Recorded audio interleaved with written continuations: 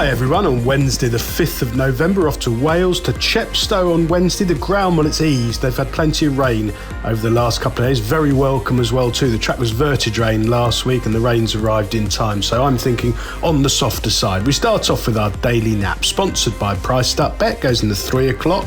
It's the NMS UK Novices Limited Handicap Chase, 2 miles and 16 yards, a class 3 for 4-year-olds and upwards, £6,200 the winner. I'm very interested in Ben Solo from the Rebecca Curtis yard. Rebecca, slow to get going this season, but she has got some very nice horses and she does particularly well with her chasers. Ben Solo ran in a couple of bumpers where he was pretty clueless. He ran 6 times over hurdles, winning once. It came on soft ground at this track back in October the 2024. That was on his hurdling debut, and like a lot of horses who win on debut, it meant he struggled. He couldn't win under a penalty, although he ran really well at Fosslas on heavy ground over 2 mile 4, beaten off by the useful Ross Cahill there in December. That's strong form. He then backed it up with another good effort back at this track over 2 miles on soft ground, beaten by Juby Bull, and then ran really well again at Fosslas. His final run, they had a go. They sent him over to Fairyhouse, which is an extremely brave move.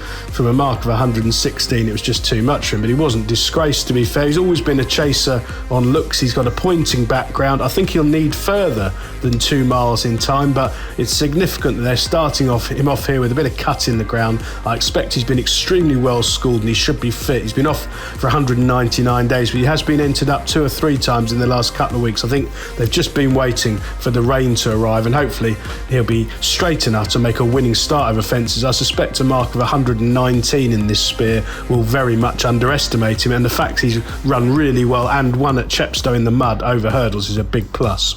Our value angle selection, sponsored by Priced Up Bet, goes in the 3:35. It's the Spectra Group Handicap Hurdle, 2 miles 3 furlongs and 100 yards, a class 5 for 3-year-olds and upwards, just £3,200 to the winner, which is pretty derisory in truth, but I do think Kelly Joe is an interesting runner for Stuart Edmonds. Stuart 0 from 6 in the last 14 days, but they've been running to form in truth. Kelly Joe is completely unexposed.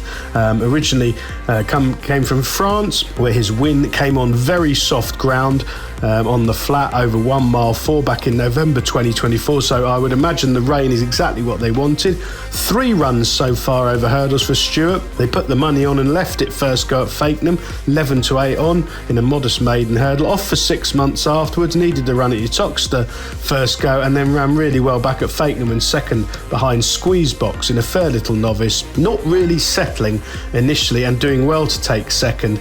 The winner Squeezebox winning really impressively for Tom Lacey. The pair 19 lengths clear of the third. I think it's pretty reasonable form for the grade. Squeezebox winning there under a penalty. Collegio now's got an opening handicap mark of 98, steps up in trip, which I think will suit, providing he settles in the early stages. Charlie Hammond booked again, a much stronger pace on the cards here in a bigger field and a more galloping track, and the fact the ground is easy, I suspect, is very much in Kelly Joe's favour.